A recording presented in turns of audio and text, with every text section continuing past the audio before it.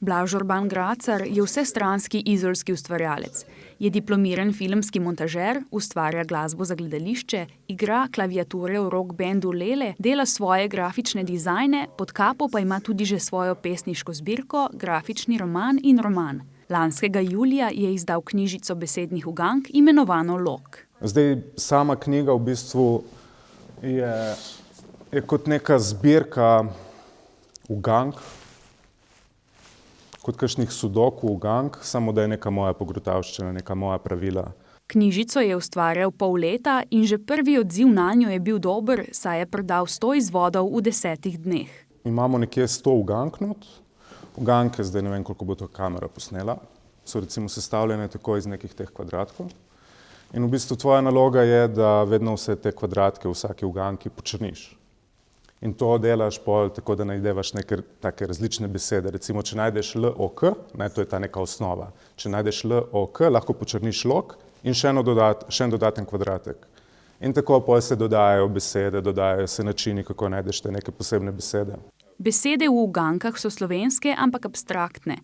Inspiracijo za to mu je dal paket besednih ugank z izmišljenim jezikom Toki Pona, ki ga je prejel od ustvarjalca iger iz Anglije. Vedel sem v bistvu, da hočem ta nek notranji jezik, torej jezik, ki je izključno v tej knjigi, v tej igri, pol pa sem neki bolj nazven se oziral. Izdaje knjižice se je lotil sam. Se mi zdi, da itak zdaj iskati neko založbo, ali je to za igre, ali je to za glasbo, ali je to za karkoli, je ful težko danes.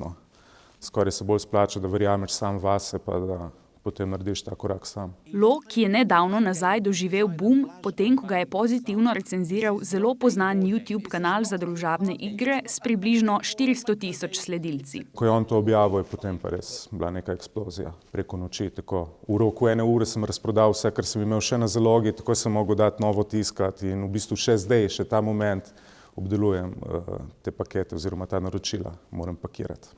Naročila, ki jih je prek 1000, so prišla iz celega sveta, iz Slovenije pa jih praktično ni. Sedaj ima Blaž v načrtu Lok preoblikovati v digitalno različico, porodile pa so se mu že nove ideje za nadaljnje knjige.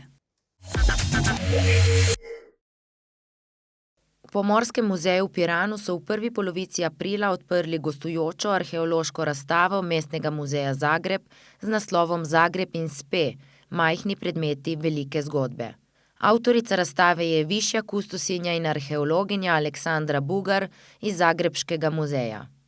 Zagreb in spe je Zagreb v upanju. Zagreb v upanju, da bo razumljen tudi ne le kot neko mesto, ki je nastalo z ustanovnimi listinami, temveč tudi kot bogato arheološko mesto. Razstava pripoveduje zgodbo o Zagrebu kot arheološkem pramestu. S pomočjo 6 arheoloških predmetov in 6 različnih zgodovinskih obdobij avtorica prinaša vpogled v zagrebško preteklost od prazgodovine do zgodnjega srednjega veka. Razstava je kronološko postavljena, se pravi od najstarejšega predmeta do zgodnjega srednjega veka. Kolegica Aleksandra Bugar je zbrala 6 predmetov in za vsako obdobje, torej začela je z bakreno dobo, tle je zbrala dejansko eno keramično žlico. Nato je nadaljevala z bronastim kopjem in iz železne dobe je zbrala zoomorfni idol medvedka. Nadaljuje pol zgodbo z predstavitvijo bronaste fibule, ki je bila nekako datirana v 1. stoletje pred Kristusom, ter z eno keramičnim kozarcem z obrazom. Zaključuje nekako z zgodnjim srednjim vekom, sicer neugledno črepinjo z večtirno velovnico, ki pa pove o staroslovanski naselbini na območju Zagreba. Gostovanje je rezultat sodelovanja med muzejema. Ker si želijo, da bi obiskalo čim več ljudi, so jo tehnično prilagodili tudi osebam s posebnimi potrebami. To razstavo so naredili nove dostopne vitrine, torej da so dostopne uporabnikom invalidskih vozičkov, da je za osebe, ki so osebe s slepoto in slabovidnostjo, upoštevala smernice glede velikosti pisave in vrste pisave, Braillovo pisavo za osebe z gluhoto in naglušnostjo, je na voljo tudi znakovni jezik, ki je tudi s podnapisi in z govorom. Z razstavo je avtorica želela ljudem približati področje arheologije v upanju na boljše razumevanje bogate arheološke preteklosti Zagreba. Ogledate si jo lahko do 28. maja.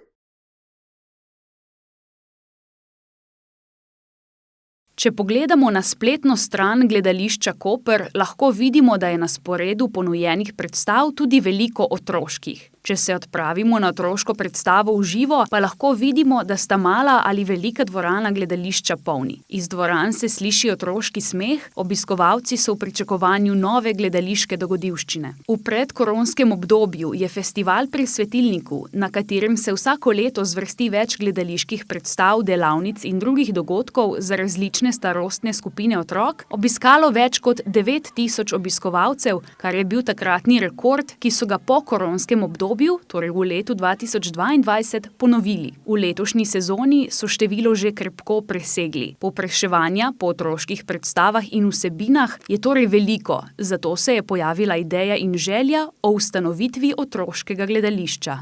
Torej, pobuda je seveda nastala iz rednega programa otroškega, ki smo ga razvijali v Gledališču Koper. Dejstvo je, da je prva predstava profesionalnega gledališča Koper bila prav otroška, in sicer Živalske novice leta 2001.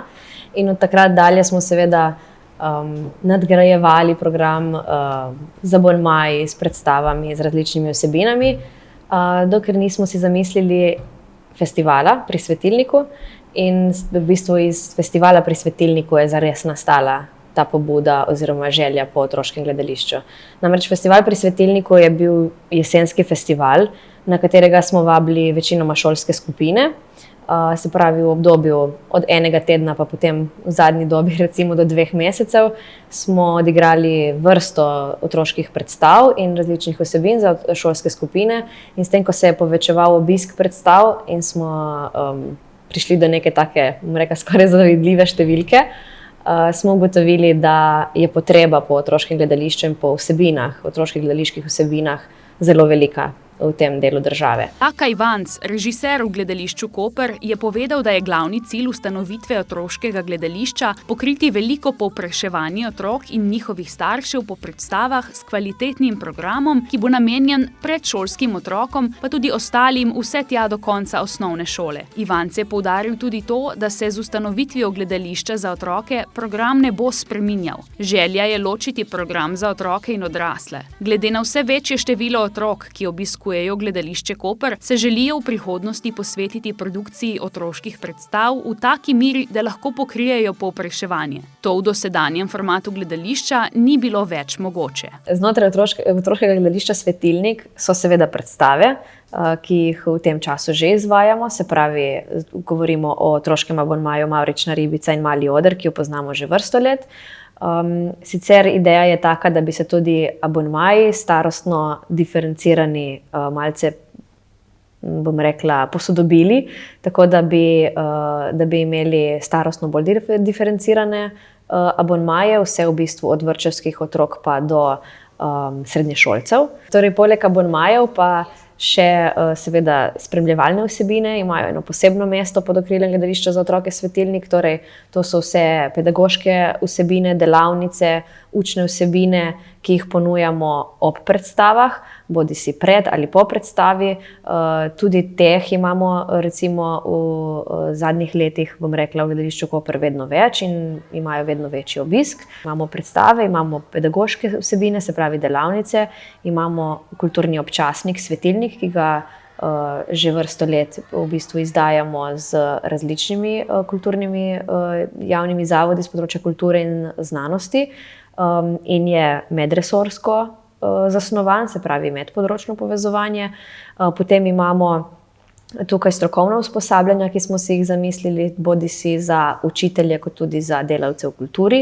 In pa seveda drugi programi, kot so, brezplačna pedagoška gradiva, delavnice ali pa neke preizkusne delavnice, ki jih lahko učitelji in otroci obiščejo in ki jih lahko potem, da lahko na tem razvijamo. Se pravi, zelo pomembno je, da pod okriljem Gledališča za otroke Svetilnik lahko razvijamo te nove vsebine. Se pravi, ne samo predstave, ampak prav vsebine za otroke, ki dopolnjujejo klasičen gledališki program. Besedila bodo izbirali glede na različne parametre, je povedal Jaka Ivanc, vsekakor pa v gledališču zagovarjajo in podpirajo novo slovensko dramatiko za otroke, nekaj pa bo tudi klasik. V Mariboru in Ljubljani so otrokom namenjene predvsem lutkovne predstave, saj imata mesti svoji lutkovni gledališči. V Kopru se sicer k lutkam ne bodo usmerili, a vseeno želijo ponuditi čim širši spekter predstav, zaradi česar imajo v načrtu tudi povabiti predstave iz drugih gledališč. Radi bi združili gledališče umetnost in učno vsebino, kar je eden izmed ciljev otroškega gledališča.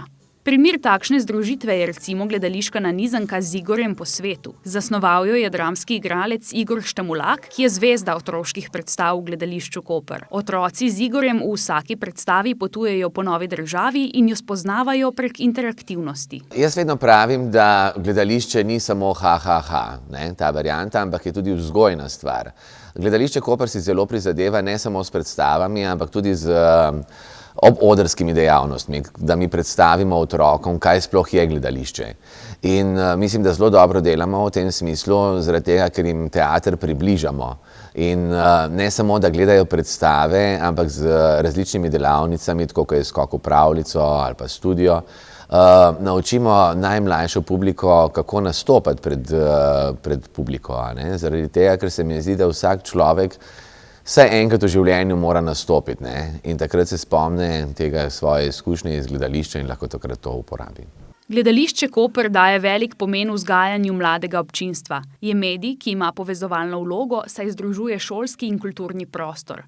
K temu veliko pripomorejo spremljevalne vsebine, ki si jih je po nalogi direktorice Katje Pegan zamislila Vanja Korenč, ko je bila še študentka. Predlagala je učne vsebine, ki bi se izvajale pred ali po predstavi, s čimer bi obiskovalci dobili celostno izkušnjo, spoznali zakulisje in naredili refleksijo predstave kar v gledališču z ustvarjalci. Na 5. ediciji festivala pri Svetilniku so te vsebine tudi prvič ponudili. Odziv je bil odličen, hrpenenje po takih vsebinah pa veliko. Zato bodo te tudi vnaprej predstavljale velik del otroškega gledališča. Ena izmed novejših spremljevalnih vsebin, ki jo ponujajo, je recimo delavnica Gledališki kostum, kjer otroci sami ugotavljajo, kakšna je namembnost kostuma, kako se ga uporablja, kaj vidijo, ko zagledajo kostum na odru in podobno. Če govorimo o otroškem gledališču, govorimo ne samo o produkciji predstav, ampak še o vsem ostalem, kar pride zraven, da otroke spodbuja k nekemu ustvarjanju, k razmišljanju, k razvoju domišljije, k refleksiji, k razumevanju zgodb, sporočil. Se pravi, čisto v takem smislu, da je pri ustanovitvi otroškega gledališča zelo pomembno, da ne gre samo za predstave. Tukaj ne gre samo za povečano produkcijo predstav, ampak gre za eno celo zgodbo, kako vzgajati mlado občinstvo in jim dati neka orodja, s katerimi se bodo potem v življenju mogoče malo lažje znašli, pa niti ne samo v umetniškem svetu, se pravi ne zato, da bi mi njih učili, kako biti igralci ali pa kako biti režiserji, ampak zato, da jih naučimo čisto nekih življenjskih stvari ali pa mogoče niti ne naučimo, ampak jim damo orodja, s katerimi bodo oni potem v življenju operirali. Tako da to gre čisto z enega vzgojnega vidika, zares, z nekega vidika širjenja obzorij, širjenja neke ukrepitve domišljije in tako dalje. In moram reči, da so tudi obisk spremljevalnih vsebin v teh letih v zadnjih letih skokovito povečuje. Mnenje o primernosti vsebin bo podajala strokovna delovna skupina, ki je bila ustanovljena v ta namen. Med njimi sta tudi 2 učitelja, predlagana strani aktiva ravnateljev Slovenske Istre. Tako bodo zagotovili most med gledališčem in izobraževalnimi institucijami. Še vedno mora ostati gledališče v svoji osnovni formi, se pravi, da neko sporočilnost ima, ampak ne bomo pa, ne sme nas to zavesti do te mere, da bi začeli delati predstave po učnem načrtu, ne. Se pravi, ja, lahko obstajajo predstave, ki naslavljajo tudi določene teme iz učnega načrta in je to na nek način dobrodošlo, ne sme pa to biti pravilo oziroma samo to. Ne? Se pravi, moramo imeti tudi zgodbe, tudi leposlovje, tako, če govorimo, če primerjamo z knjigo. Ne? Se pravi, mora biti spekter teh predstav, zato da lahko otroci kot neka učeča bitja vidijo različne stvari in potem se bodo naučili potegniti iz predstave tisto, kar njim najbolj ustreza. Trenutno gledališče Koper letno uprizori 3 premiere za otroke, saj je povpraševanje tako veliko. Za enkrat povečanja produkcije predstav ne načrtujejo, ampak je cilj razviti spremljevalni program in oživljanje že obstoječih predstav, da bi s tem podaljšali njihovo življenjsko dobo in da ne bi zavili v smer hiperprodukcije. Kaj pa pravzaprav dela dobro otroško predstavo? Dobro otroško predstavo naredi predvsem aktualen tekst. In tale Živalske novice, ki smo se jo danes ogledali, je že dolgo časa med našimi najmlajšimi gledalci. In to ni prvič, da bila uprizorjena ta predstava Živalske novice, ampak je aktualna. Otroci se takoj poistovetijo z liki in sodelujejo v predstavi. Kaj pa najbolj pali, po domač povedano, pri otrocih? Nagajivost. Ne? To otroci zelo zaradi tega, ker jaz mislim, da je vzgoja že tudi taka, da jim režemo peruti. Ne? Bodite pridni, bodite v vrsti, ko greste po malico, ne delati tega. In jih že oblikujemo v neko osebnost, ki bi naj bili otroci takšni, kakršne si mi predstavljamo. Ko pa otroci vidijo na odru, se pravi enega eksplorerja, raziskovalca, in ko je malo nagajiv, se pa poistovetijo z njim, pa rečejo, aha, viš, saj sem lahko tudi tak, saj ni nič narobe. Jaz pravim, jaz imam veliko raje poredne otroke, zaradi tega, ker so bolj igrivi in bolj radoživi in bolj zvedavi. Tisti ta pridni pogledajo v knjige in pač imajo narejene. Jaz sem rad ta poredne otroke. Igor pravi, da razlik pri pripravi na otroške in odrasle predstave ni. Najbolj pomembno se mu zdi, da igralci dihajo s publiko in se ji prilagodijo. Jaz pravim, da ni. Jaz pravim, da jaz že zdaj koliko časa se ukvarjam z gledališčem, ne hodim v službo, ampak se hodim igrati. To mislim, da igralec nikoli ne sme pozabiti, ne? Da se mora igrati. In če se mi igramo in če se stopimo na nivo otroka, da vidijo, da mi uživamo v tem, da smo v tej predstavi, ne vem, muhe, krave in vse to, je to pač pomembno, no? Da je živa, da se igramo, da vidijo otroci, da si zaželijo, joj, jaz bi bil pa tudi na odru, ne? Zaradi tega, ker je tako fino. Ampak prav ta sproščenost je pač v bistvu zelo težko doseči, ne? Rečejo, ja, si so malo improvizirali na odru. Ne, to ni, ne. To je samo uživeti se v vlogo in ne odigrati, ampak odživeti predstavo. Poleg Igorja ima igralski ansambel Gledališča Koper skupno zaposlenih 6 igralcev. Z ustanovitvijo otroškega gledališča Svetilnik pa bi bilo idealno, da bi jih bilo 8, pravi Vanja Korenč. Jaka Ivanc prav tako upa, da bodo lahko v gledališče pripeljali nove obraze. Poleg tega bi potrebovali tudi večje število tehnikov. O dodatnih prostorih zaenkrat še ni potrebe govoriti, saj sta ob dobri organizaciji velika in mala dvorana dovolj. Ob takšnih potrebah pa je seveda veliko odvisno od finančnih zmožnosti gledališča. Pri ustanovitvi nek naraven proces, ko govorimo o financiranju, bi bil seveda, da del pokrije lokalna skupnost, torej občine, a ne? Konkretno občine, ki so najbližje oziroma kjer njihovi otroci največ obiskujejo gledališče, del pa pristojna ministrstva. Kot sem rekla, tisto pobudo torej smo naslovili na vse 4 obalne občine iz tega razloga in na Ministrstvo za kulturo, izobraževanje in zdravje. Zato, ker so tudi na Ministrstvu za zdravje v bistvu prepoznali ta vpliv, pozitiven vpliv, ki ga ima gledališče in ta pedagoško-gledališka sfera na otroke. In posebej so poudarili ta manko v času zaprtja gledališč oziroma tudi zaprtja vseh dejavnosti v času korona krize, ki bi lahko ali pa je pustilo neke posledice, in tako da so tudi oni potem podprli na nek način to idejo, zato smo naslovili pobudo tudi nanje. Po njihovih ocenah naj bi stroški delovanja otroškega gledališča v letu 2023 obsegali 163.600 evrov. Z leti bi se številka povečevala, saj bi postopoma vzpostavljali poln obseg delovanja in financiranja. V 4-letnem načrtu, torej do leta 2027, naj bi stroški, ki vključujejo plače, program in neprogramske materialne stroške, znašal 336.000 evrov.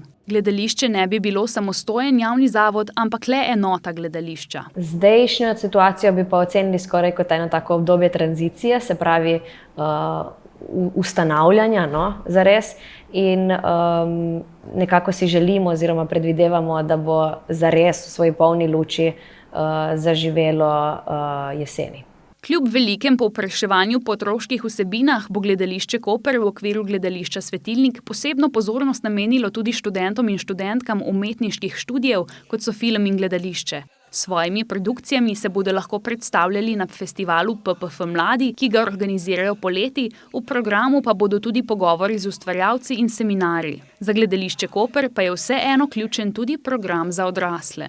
Dejstvo je, da čeprav sem prej povedala, da je Gledališče Koper zraslo, rečemo narekovajih zraslo na otroški predstavi, da je odrasel program oziroma abonentski program izrednega pomena in eden od ključnih, bom rekla, zato da lahko ohranjamo profesionalno gledališko umetnost sploh v tej regiji. Tako da bi se zdaj bali, da bo Gledališče Koper postalo samo otroško gledališče, mislim, da tega strahu ni. Kvečemu je to nadgradnja, se pravi, da bo lahko imel in da bo lahko program za odrasle enako zastopan kot program za otroke, enako dobro, in da bomo lahko seveda in ob dodanih bodisi zaposlitvah, sredstvi za razvoj teh vsebin, se lahko tudi kadrovsko posvetili obem vejam.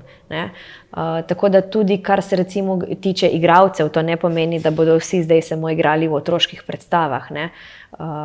To je mogoče tudi ena taka stvar, ki jo je potrebno poudariti, se pravi, da s tem ne zgubljamo Gledališča Koper kot tukaj regijskega ponudnika gledaliških vsebin tudi za odraslo občinstvo, ampak pridobivamo nekaj novega. Tako otroška kot odrasla publika sta pomembni za obstoj vsakega gledališča, čeprav se med seboj razlikujeta.